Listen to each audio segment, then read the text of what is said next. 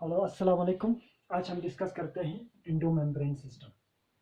ठीक है, endo membrane system.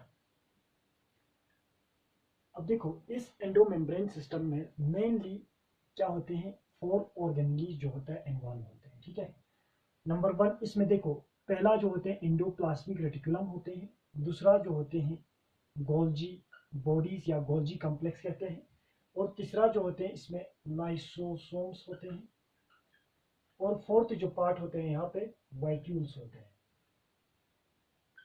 Vacuoles. ठीक है, ये सब पार्ट है एंडो मेम्ब्रेन सिस्टम का।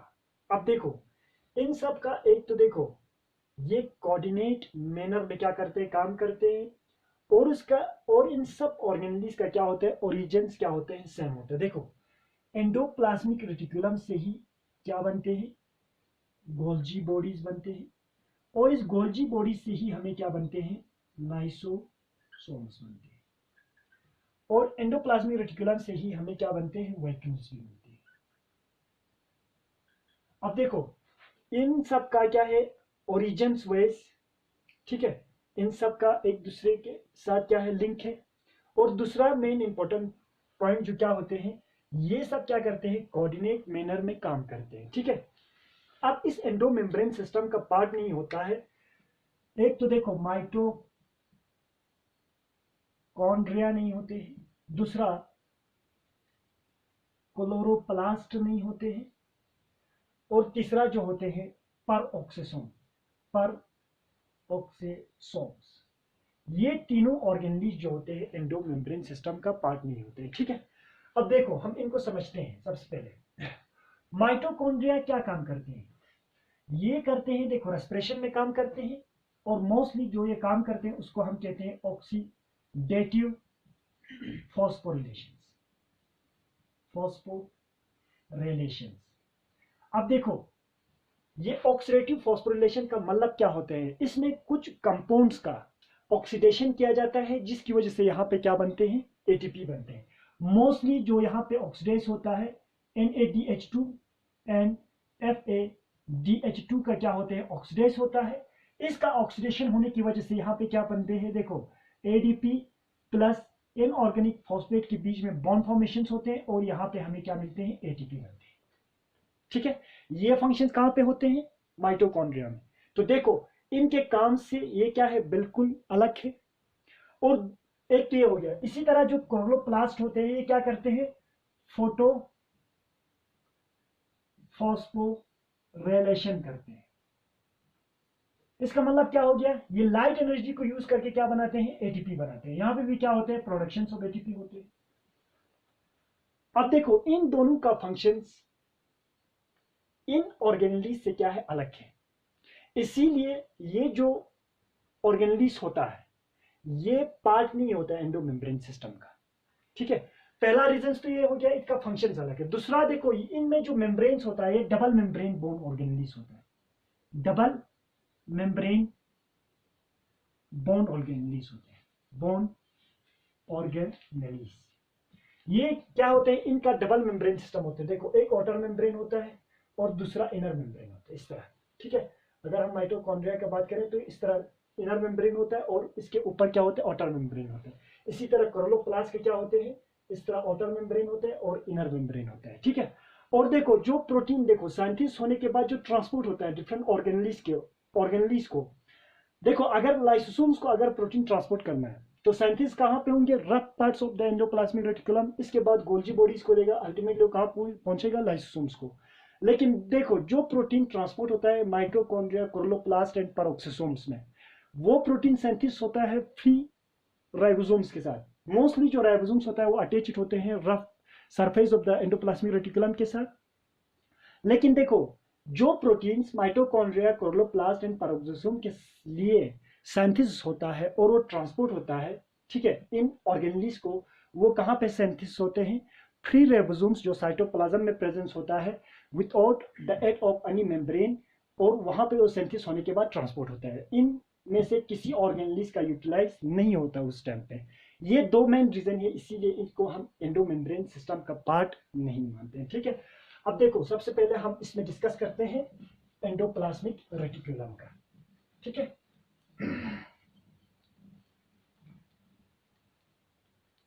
अब देखो endoplasmic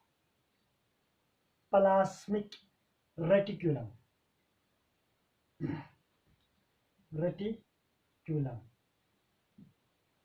endoplasmic reticulum, endoplasmic, endo मतलब इनसाइड, प्लाज्मिक मतलब साइटोप्लाज्म, रेटिकुलम मतलब होता है नेटवर्क। ठीक है, देखो ये जो एंडोप्लाज्मिक रेटिकुलम होता है mostly found all eukaryotic cell, ये हर यूकैरियोटिक सेल में पाए जाते हैं, लेकिन इसमें कुछ एक्सेप्शंस हैं। जो देखो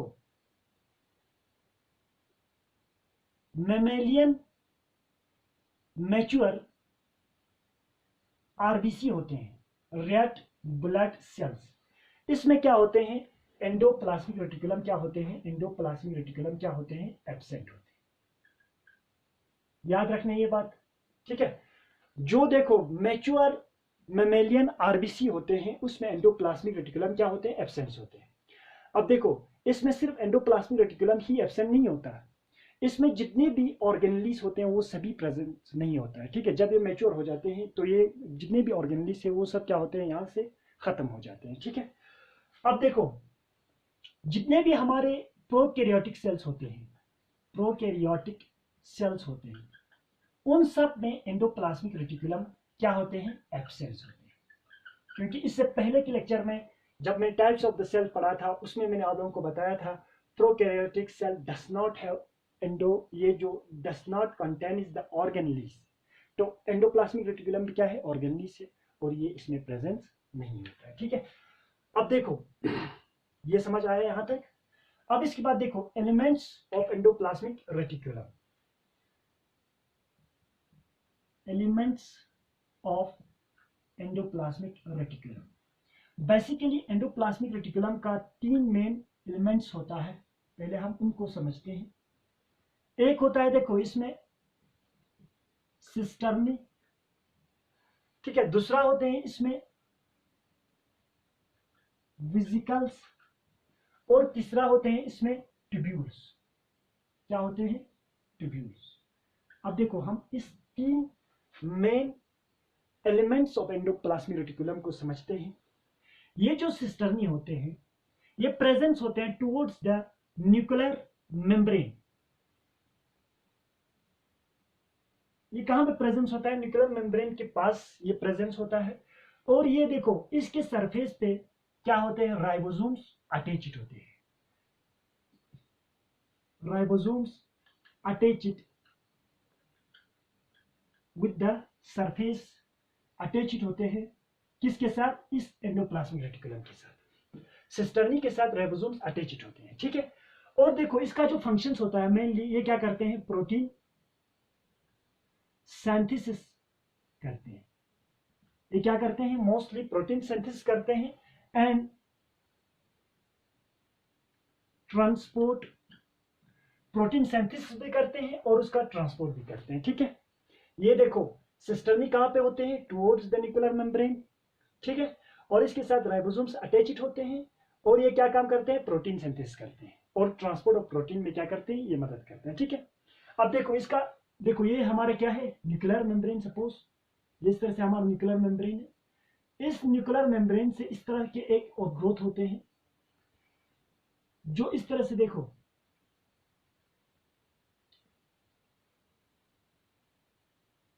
ये क्या है, सिस्टर्नी ऑफ एंडोप्लाज्मिक रेटिकुलम, और इसके सरफेस पे क्या अटैच्ड होते हैं, राइबोसोम्स अटैच्ड होते हैं इस तरह से।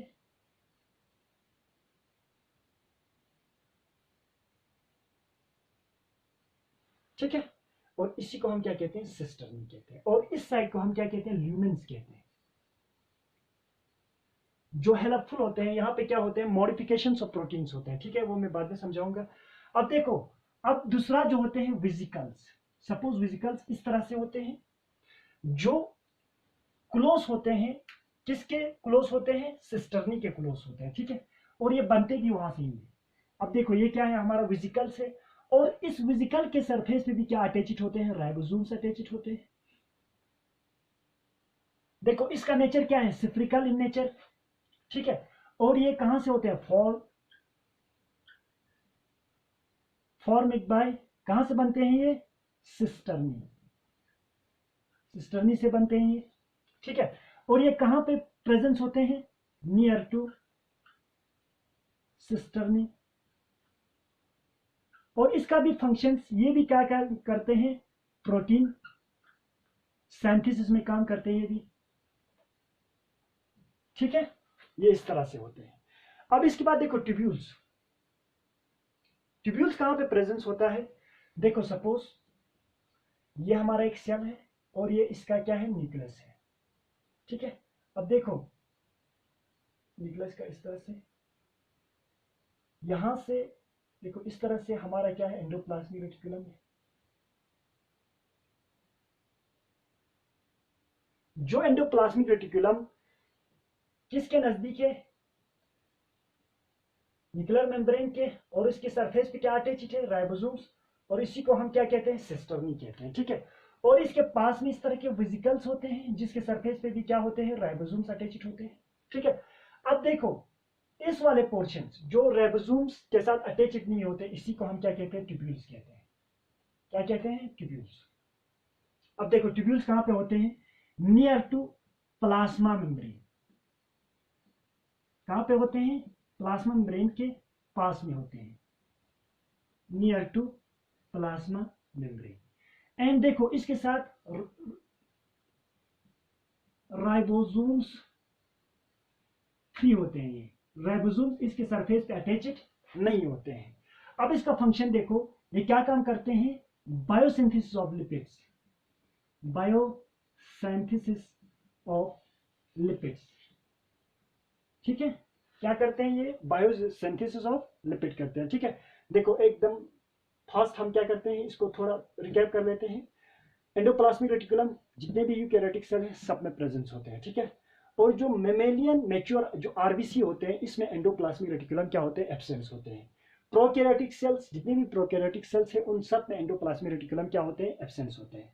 अब देखो elements of endoplasmic reticulum, elements of endoplasmic reticulum consisted 3, number 1 cisternae, ठीक है, दूसरा होते हैं वेसिकल, और तीसरा होते हैं ट्यूब्यूल्स, ठीक है। अब देखो सिस्टर्नी जो होते हैं towards the nuclear membrane presence होता है, और इसके साथ इसके सरफेस पे क्या अटैच्ड होते हैं, राइबोसोम्स अटैच्ड होते हैं, ठीक है।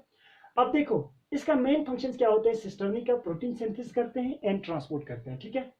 अब इसके बाद देखो जो वेसिकल्स होते हैं ये सिफ्रिकल इन शेप होता है, और इसके सरफेस पे क्या होते हैं, राइबोसोम्स अटैच्ड होते हैं। ये कहां से बनते हैं, सिस्टर्नी से बनते हैं, और किसके नजदीक होते हैं, सिस्टर्नी के नजदीक होते हैं, और ये भी पार्टिसिपेट करते हैं किसमें, प्रोटीन सिंथेसिस में, ठीक है।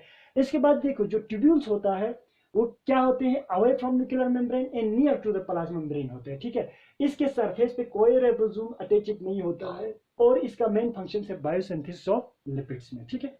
यहां तक क्लियर है।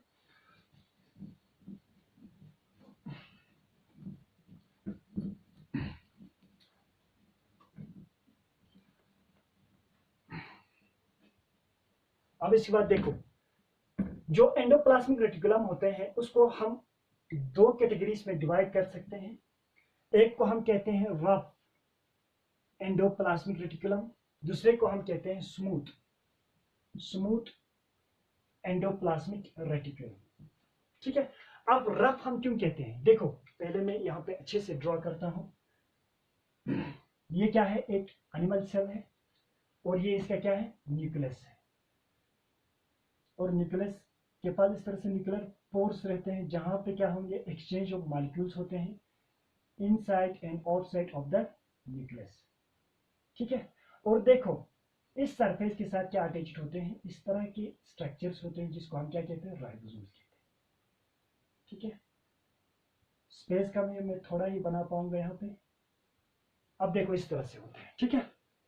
अब देखो जो राइबोसोम्स के जो पार्ट्स न्यूक्लियर मेम्ब्रेन के पास होते हैं उसके साथ अटैच्ड होते हैं राइबोसोम, जो एंडोप्लाज्मिक रेटिकुलम न्यूक्लियर मेम्ब्रेन के पास होते हैं उसके साथ क्या अटैच्ड होते हैं, राइबोसोम्स अटैच्ड होते हैं, और जो प्लाज्मा मेम्ब्रेन के पास होते हैं वो राइबोसोम फ्री होते हैं, ठीक है।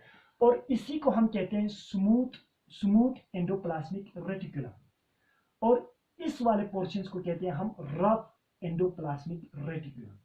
रफ क्यों कहते हैं? क्योंकि इसके सरफेस पे क्या होता है, राइबोसोम्स अटैच्ड होते हैं, जिसकी वजह से उसके सरफेस क्या लगते हैं, रफ होते हैं। ठीक है।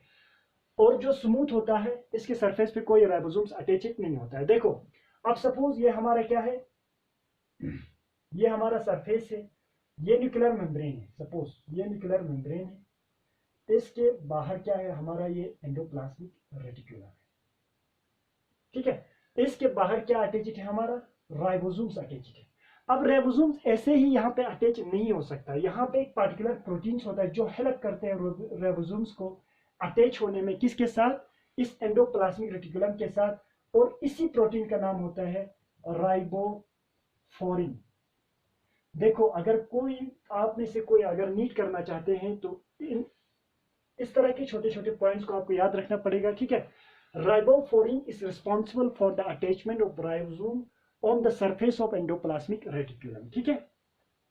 अब देखो हम इसके फंक्शंस देखते हैं। रफ एंडोप्लाज्मिक रेटिकुलम एक्चुअली किसका होते हैं, ये सिस्टर्नी होता है। ठीक है। और इसका मेन फंक्शन क्या होता है, प्रोटीन सिंथेसिस करते हैं। ठीक है। एंड प्रोटीन ट्रांसपोर्ट में हेल्प करते हैं। ठीक है। अब देखो ये कहां पे होते हैं, टुवर्ड्स द न्यूक्लियर मेम्ब्रेन के नजदीक होता है। ठीक है। और इसके सरफेस के साथ अटैच्ड होते हैं क्या, राइबोसोम्स। राइबोसोम्स क्या होते हैं, अटैच्ड होते हैं इसके साथ। और ये देखो क्या करते हैं, प्रोटीन मॉडिफिकेशन का भी काम करते हैं, मॉडिफिकेशंस का भी क्या करते हैं, ये काम करते हैं। ठीक है। ये याद रखना है आपको। जो स्मूथ एंडोप्लाज्मिक रेटिकुलम होते हैं मोस्टली ये क्या होते हैं, ट्यूब्यूल्स। और ये कहां पे होते हैं, प्लाज्मा मेम्ब्रेन के नजदीक होते हैं, नियर टू प्लाज्मा मेम्ब्रेन। और जो तीसरा होते हैं इसमें ये क्या काम करते हैं, बायोसिंथेसिस ऑफ लिपिड्स। ठीक है। और जो फोर्थ मेन पॉइंट्स होता है इसमें, ये याद रखने वाली बात है, ये क्या करते हैं, डिटॉक्सिफिकेशन। अगर कोई कंपाउंड्स टॉक्सिक इन नेचर है उसको लेस टॉक्सिक बनाते हैं, कौन, स्मूथ एंडोप्लाज्मिक रेटिकुलम। ठीक है। ये सब आपको याद रखना है। ठीक है। जो एंडोप्लाज्मिक रेटिकुलम हमारे मसल सेल्स में प्रेजेंस होते हैं उसको हम क्या कहते हैं, sarcoplasmic reticulum. The endoplasmic reticulum present in the muscle cells में जो एंडोप्लाज्मिक रेटिकुलम जो प्रेजेंस होते हैं उसको क्या कहते हैं, सार्कोप्लाज्मिक रेटिकुलम। और इनका एक नेचर होता है, इनमें कैल्शियम का रिजर्वर क्या होता है, ज्यादा होता है, इसके अंदर ज्यादा कैल्शियम होता है। अब इस कैल्शियम का मसल के अंदर क्या काम है, जो मसल कंट्रैक्ट एंड रिलैक्सेशन करते हैं उसमें कैल्शियम का बहुत बड़ा रोल है। ठीक है। यह आपको आपका ज़ूलॉजी टीचर समझाएगा। ठीक है। जो मसल सेल्स में जो एंडोप्लाज्मिक रेटिकुलम होते हैं उसको क्या कहते हैं, सार्कोप्लाज्मिक रेटिकुलम। और इसके अंदर कैल्शियम ज्यादा होते हैं। अब इसके फंक्शन क्या होते हैं, ये फंक्शन जो मेनली क्या करते हैं, contraction and relaxation of muscle में क्या करते हैं, ये हेल्पफुल होते हैं। ठीक है। That is all about the endoplasmic reticulum. इंशाल्लाह next lecture we will discuss about the Golgi apparatus या Golgi bodies. Thank you very much.